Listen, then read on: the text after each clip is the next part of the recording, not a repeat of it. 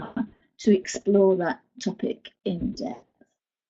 And it results in action. So one of the steps in our process is to ask people what action they're going to take. And then those individuals are accountable to the group. They report back on the action that they've taken at the next meeting. And that in itself can be very powerful. People say, I'm going to go away and do this. Then if they don't, they need to explain why to people. Or what happened as a result. And maybe it was what they anticipated. Maybe there's different learning from it. But they report back and are accountable. So that's our model. We always work with a facilitator, at least in the first contract period with a group, and then they may go on to become a self-facilitating set. I'm going to talk about examples of change at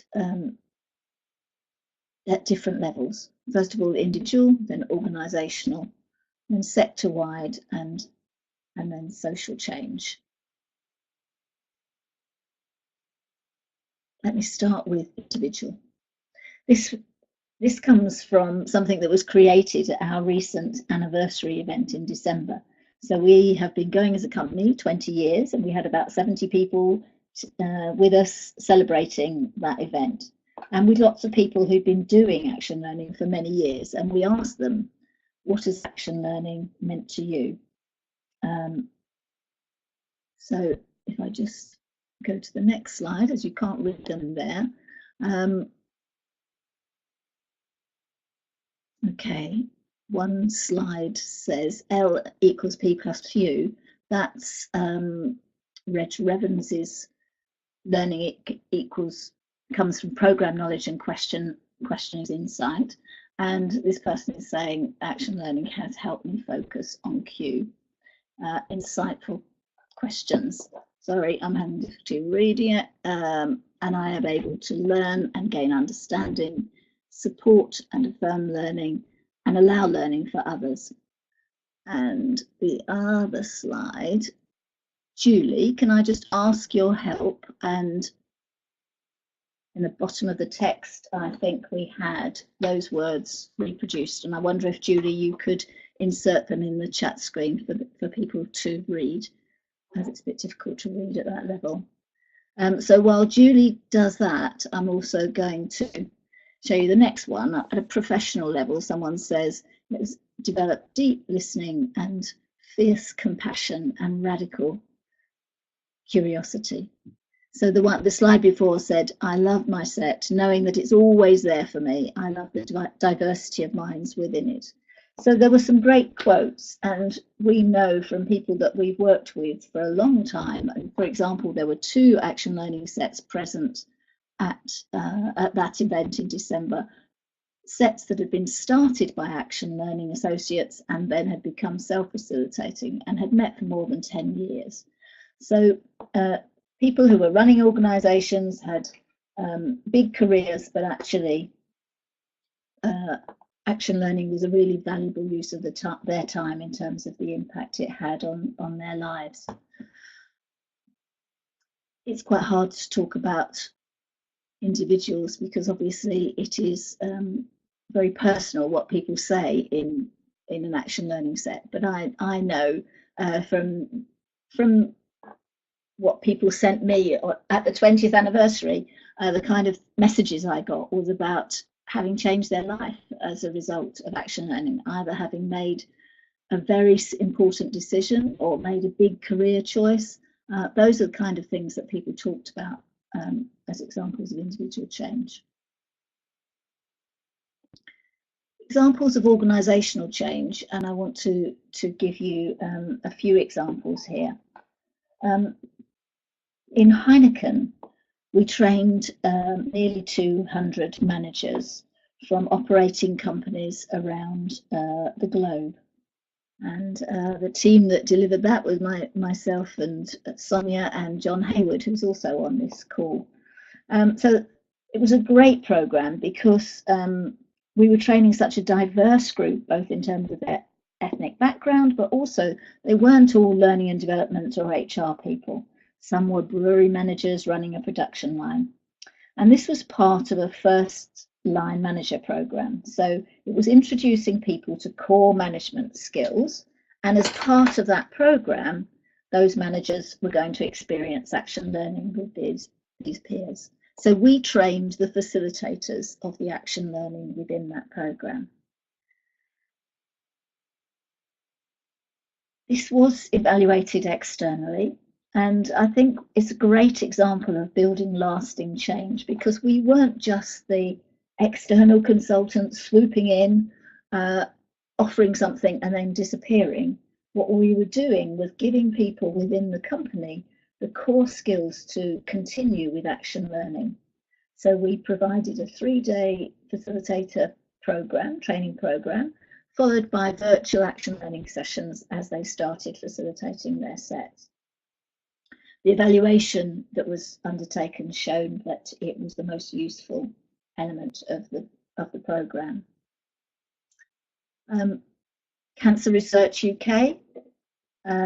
We know of some big life changes that were made as a result of that program. It was used after a merger of 2 charities, and it was an example where when people introduced themselves, even a couple of years after the merger, they always told you which organisation they'd come from. So their identity was primarily with their former charity, rather than with Cancer Research UK. And action learning was part of building a new identity for the charity, creating new networks. So sets were established that were deliberately across the 2 old charities. And again, after running sets at different levels, we then trained internal facilitators. Cancer Research UK continue to use action learning. They use it in nearly all of their programs. I think a great example of the proof that it works is that it was particularly embraced by the fundraising department. They invest in training that has an income on how much, that has an impact on how much income they generate. And those of us who are based in the UK probably know that Cancer Research UK is probably one of the most successful fundraising charities in the UK. The Greater London Authority is another example of organisational change. So we ran a leadership programme that was 50% input on leadership and 50% participation in an action learning set. And we ran that for several years. And the legacy of the current programme is that those action learning sets continue. So what they have now within the organisation is middle and senior managers meeting together on their own and looking at the challenges that they each face and supporting each other in that. And Body Shop is an example again of merger. This was when Body Shop merged with or was acquired by L'Oreal, and we were brought in to help with a mentor program. So people were given mentoring skills and then could work in an action learning set to support each other as they actually began mentoring, probably mostly for the first time.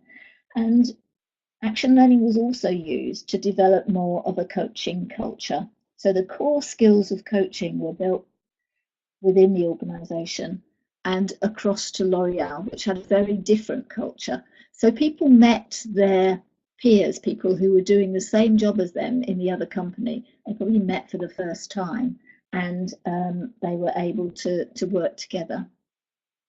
So this is a very brief outline of organisational change, and I'm conscious that it's at a fairly superficial level, but I'm very happy to talk to individuals more about specific examples if you'd like that after the call. So I'm going to go on to sector-wide development and give you some examples here. One is CLAW Social Leadership, and that's a fellowship program aimed at developing the future leaders in the social sector, the third sector in the UK. So it used to be a year-long fellowship, and it's now a 6-month fellowship, and lots of it is delivered virtually now. So the fellowship has changed over time, but one of the core elements that has remained is action learning. And that's because their independent evaluation and the feedback that they got from the fellows continually since the 5 years, probably longer than 5 years now, but over those initial 5 years told them that action learning was what was valuable for people. They asked people, what has made a difference to your leadership? And action learning came out as the most important element in terms of skills that they'd developed, decisions that they'd made about their future, and the way that action learning had created a very strong network of people that they trusted within the sector. Moving on to the cultural sector, we were commissioned by the Cultural Leadership Programme, and I think we've got Delia on this call, who was part of that programme. Welcome, Delia. So we trained 150 leaders in the cultural sector. And the reason that the Cultural Leadership Programme introduced action learning was that they discovered that there was an absence of skills within the cultural sector, and that some of the networks that they hoped to create as part of that programme weren't working because there weren't natural, if you like, facilitators within the group. So we ran a leadership facilitation skills programme using action learning as the core methodology. And when I think about, did it create lasting change? Well, this isn't very scientific, but I do meet people all the time who say that programme had a huge impact on my life or on my organisation.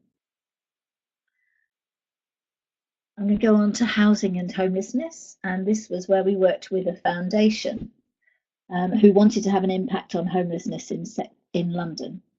So they founded sets at every level. So there were sets for trustees, there were sets for frontline workers, there were sets for people running small organisations, for hostel workers, for HR directors. So yeah, across London, and numerous sets happening at the same time, and they evaluated the impact. And people said that it had value for them in terms of the skills they'd acquired. Their leadership capacity had been developed, and the networks across the sector had also been developed. So I know there were a number of us who were involved in that programme. I was facilitating the HR directors, and I know that they started to relate to each other in a completely different way, and they were working in a competitive environment. The contract culture of homelessness was just being introduced, and they started to work together differently, and that was very exciting. I don't think we can claim that it had any direct impact on homelessness in London. There were numerous other factors that have come into play since that time. So we know that homelessness is on the increase in London. But it was an example of how you might do something different within a sector. As is health and social care. So we've been funded by an organisation called Lankelly Chase, which is a foundation. And Lankelly Chase are interested in how you make system change. And one of the ways that we've worked with them is to bring together players in the health and social care system and get them to use action learning to talk about what systems change is needed. And then for them to, with agreement from all of the participants, document their learning and feed that back into Lankelly Chase, who are working at a systems level. Another example within that sector is in Newham, where we worked with the local government association funding us to bring together all the players in the health and social care system. And that was fascinating because you had people who were competing with each other for contracts in the same room and working together in an action learning set. So it was challenging, and it wasn't necessarily set up in the best way. We learned a lot, given that we weren't involved in the setup. We learned a lot from that experience. But again, it's an example of where you can start to use action learning to build lasting change. So now I'm going to talk about social change, so action learning at the widest level. The first one is about in Wales, and we didn't do this work, but it's been written up and it was published as a book, and is an example where action learning is used basically as a community development tool. So the Welsh Government funded a big programme that went on for many years, and it started with hill farmers, doing action learning with Welsh hill farmers, and then with their wives, and then with their unemployed children, and they went on to train numbers of people in action learning facilitation so that it was sustainable over the long term. It could be carried out in Welsh, and it built into a number of community developments that were happening. Really moving if you ever get the chance to hear them speak about it. UN Habitat is an example of some work that we did on land and housing rights for Muslim women. So it was highly controversial subject, highly emotive for all the participants who were coming together from different perspectives. So people who were lawyers, some were activists, some were from NGOs, some had worked all their lives with women's organisations, and they all knew that they had very strong opinions on these subjects of what should happen, and some very entrenched positions, shall we say. And what happened was that they used action learning within a conference, and I worked with them during a 5-day conference that took place, where we did action learning at the end of each day on a voluntary basis for people who were interested in exploring how we took forward the issues that we were uncovering during that conference, how we tackled them in a different way using action learning.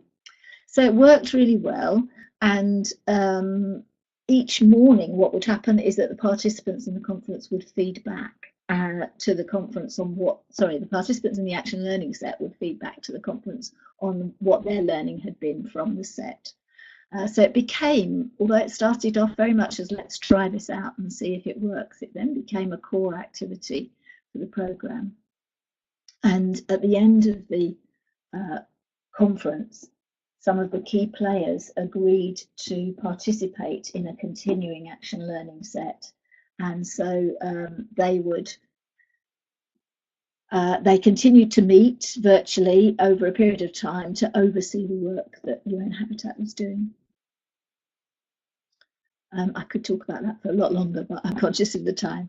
So I'll move on to the Middle East, and this was an example where we worked in a programme funded by Oxfam to train young women in action learning facilitation. So they were Palestinian and Lebanese young women, and they were each going to take action learning back into their communities. So the facilitator training programme brought them together, and that in itself was very valuable. Some of the Lebanese women had never worked directly with Palestinian women living in their country, and then they really loved action learning and could see how it could work. So it changed those young women, and then they could also take it back. NEON is the New Economics Organisers Network, and we're using action learning, facilitating training there as a tool for activists. So this is some pro bono work, excuse me. This is some pro bono work that we're doing to train activists to use action learning within their network. And they experience action learning as part of the change programs that they're doing. And then from that, some people elect to become facilitators and take that back. And what's what's absolutely great is they then go away and set up action learning sets within weeks. So it's very exciting to see how it spreads very quickly because they're very enthusiastic.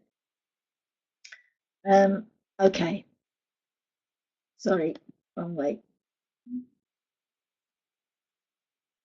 What are the ingredients for change? When we talk about what makes it work, what creates lasting change, I think the first thing is that there has to be sponsorship or buy-in. There has to be people within the organisation who understand action learning and who are committed to making it work. And the participants need to understand enough to decide that action learning is useful for them. So if it's kind of just imposed, and if there's no senior sponsorship for it within an organisation, then it's not very likely to create lasting change. Time commitment for a lot of the sectors that we work in, this is one of the biggest challenges. Have people got the time to commit to action learning? Will they make a commitment to be at every session? Because otherwise the trust doesn't develop and people, and so it may not work. So if you're going to build a lasting network, then you need to have that time commitment from the participants. And that may mean in some organisations that their managers also need to commit to supporting them so that they can attend. We think that you need skilled facilitation to make this work. The number of times, and apologies if this offends anybody, but I've known people in universities who've just been told about action learning, given a handout, put in a room and said, get on with it. And invariably it doesn't work. And the problem is that they then got a very negative view of action learning. So we think that you do need skilled facilitation at first, and then maybe after the first contract period, if people want to continue, they can do it on a self-facilitating basis. And as I said at the beginning, we also think that a core part of this is that that there is in our process a commitment to action, so learning and action, and accountability back to the set. So that's what we'd say are the ingredients to using action learning to build lasting change. I'm going to invite you now to send me your questions, to put them onto the screen, into the chat function. And I think my voice is lasting, Sonia, so I think I'll be all right, but I may call you in if it gets any harder for me to speak. So looking forward to some questions.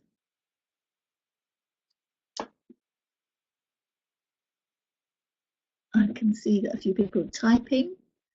I haven't actually got any on the screen yet.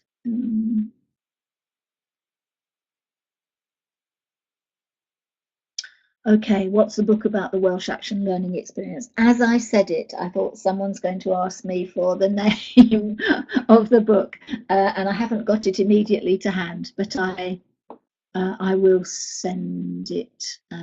Yeah, when we send out the recording, then we'll also tell you the name of the book, and I think you can order it directly from them. And yes, Penny, there will be a recording of the webinar, and we'll send that out after this session. Any questions about using action learning, or where it might work and where it might not work? Yes, Didem, you ask how long before a set becomes skilled enough to facilitate themselves. Our first contract period is usually 4 to 6 meetings, between 4 and 6 meetings, i.e. 4, 5 or 6 meetings. And sometimes at the end of that first contract, people are ready to self-facilitate. And other times it maybe takes a further 4 or 5 sessions before they're ready. So for example, at the Greater London Authority, the first year, they had 6 sessions and those were all facilitated by me. And in fact, they felt at the end of their first year that they weren't ready. And so we had a second year of them working with me. And now they're in their third year and they will be self-facilitating with occasional input from me. So I may go in for a review day or half day with them. So yeah, it's highly variable as to how long it actually takes, and it's a bit hard to predict. You may think all these people are very naturally going to take to action learning, and then you find that it's not like that at all, and it's really a struggle for some people. And some sets just get it. There's a couple of people who really love it, and they really take to action learning and are happy to be self-facilitating. Now I'm hesitating because I've lost the questions. Okay, they've reappeared. That's right. Okay, thank you. So Delia asks about using action learning in a community setting. How do facilitators get buy-in if they know nothing about action learning? Yes, I think one of the most valuable things that we've learnt is that it's really useful if people can have a taster session. So if people can come along and see action learning at work and experience it for themselves, and then at the end of that session say whether or not they want to join in action learning.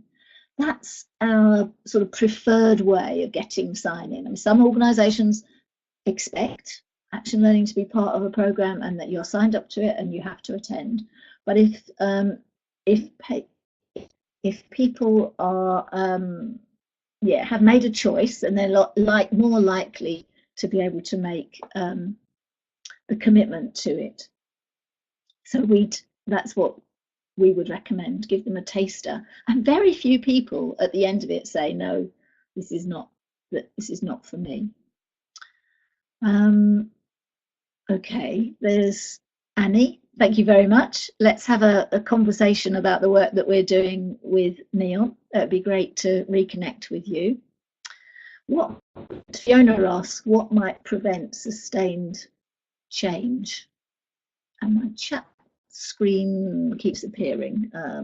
Thank you, it's back. What might prevent sustained change? Yes, I think it's the opposite of those factors that we talked about in the ingredients. So if you haven't got those in place, that might prevent sustained change if there isn't sponsorship and the time commitment, if you haven't had any skill facilitation. And I guess the other factors are likely to be organisational or sector factors that impinge on the ability of the set to have continued action on change. It's a very big question, Fiona, and I'm aware that that's not a very adequate answer. I'm really happy if Sonia or anybody of the associates wants to add to that answer, then please do to the chat screen in terms of sustainability. Michelle is saying, yes, how action learnings have been used to support the female leadership equality agenda.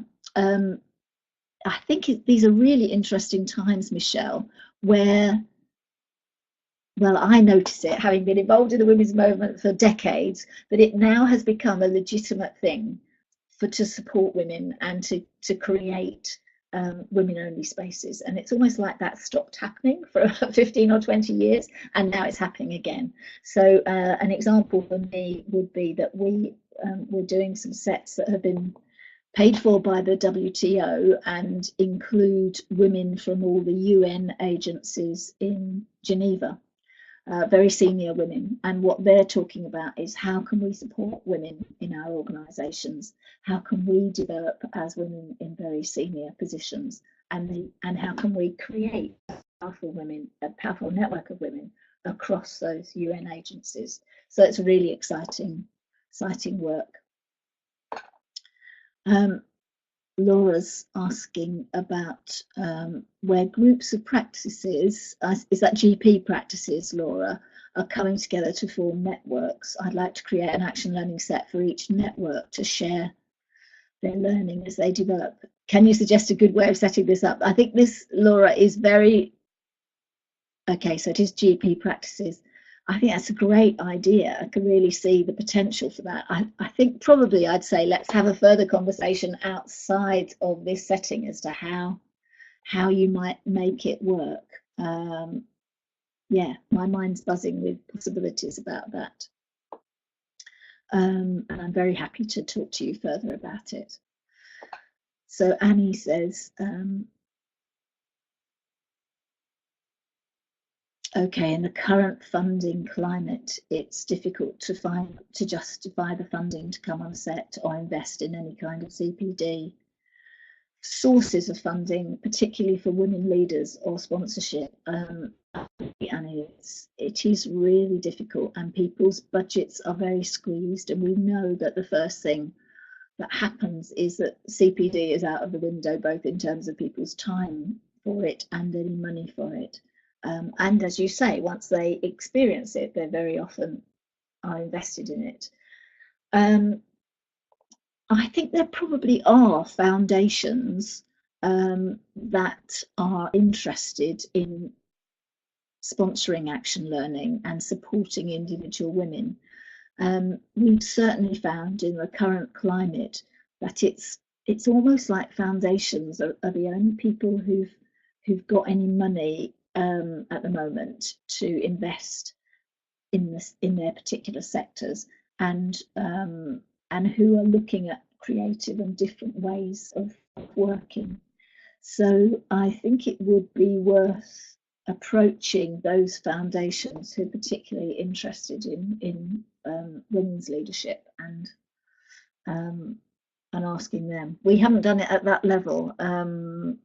We haven't, yeah, but I think it's possible. And again, I'm happy to have a further conversation with you. Really nice. Are there some questions that I've missed along the way? Can I talk more about the contract? Yes, what I mean by a contract is that the people who are in an action learning set agree to work together for 4, 5 or 6 sessions. They agree the time frame for that. You know, are we going to have a month, 6 weeks, 8 weeks between sessions? How long are we going to meet for? And each of them says, yes, I am going to be a part of that action learning set, and I'm making the commitment to be at every session. That's the contract they make. So it's a contract with each other, really, rather than the organisation.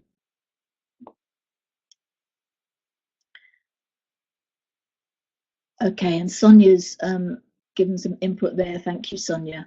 That where you're wanting to build sustained change, it can really be useful to get critical mass in an organisation or a sector. And that was certainly true in the cultural sector, as within an organisation. It was certainly true within Cancer Research UK. You've got a critical mass of people who've experienced action learning and who understand the power of working in that way. What was great about Cancer Research was also that people came on those programs at an early point in their career, and then they tended to stay within the organisation. So they then became the senior managers who understood action learning and who understood its potential, and could then become the sponsors of future programs.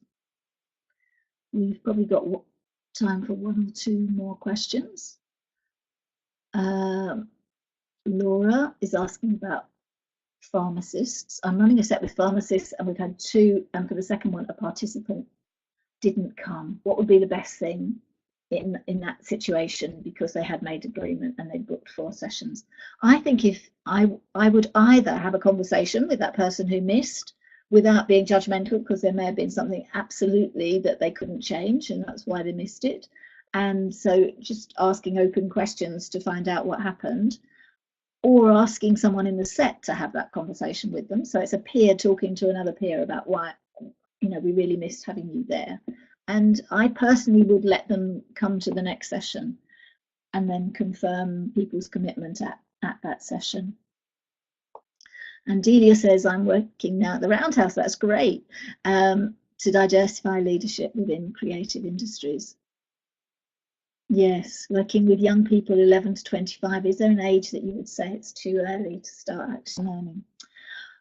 We haven't ever worked with teenagers with action learning, and I have a nervousness about it because, as you know, it's a very powerful tool, and yeah, I can imagine it going wrong. So, but I don't work with young people. I haven't got that in my work experience. So I'm open to challenge from people who have tried action learning with young people and say that it works. My nervousness will be that you might get some emotionally immature people, and of course that can happen with adults, but you might introduce it when you've got a higher level of people without the emotional maturity to be able to offer each other challenge in a supportive way, and that feels pretty crucial. Yeah. And Annie says, I've introduced triad coaching, so everyone has time on an issue. Okay. We haven't tried out that way of working, I don't think. Okay, and Sonia says, we trained teachers who did work with teenagers overseas. This was in the Caribbean, I think, and they used a short form and reported it was well accepted. So they may have used the form that Annie's just describing. So you have an hour of triads and then a full action round. Yeah, we haven't done that, and I think it sounds really interesting, Annie. And it does mean then that people don't feel, oh, I didn't get a chance, but they've all get a chance to use it. And Delia, let's have a follow-up conversation about this and what we might do at the Roundhouse. I realise that we've run over our 45 minutes, so I think we're going to have to bring this to a close. Thank you very much. There have been some great questions in there. I really appreciate your attendance here and the time that you've all set aside to be here, and I hope it's been useful for you. We have got a closing poll, and this is the closing poll. Can I just go back to the final slide, Julie, because the final slide says that we're offering a 20-minute consultation. So if there's a free 20-minute consultation, if that would be helpful to you or your organisation.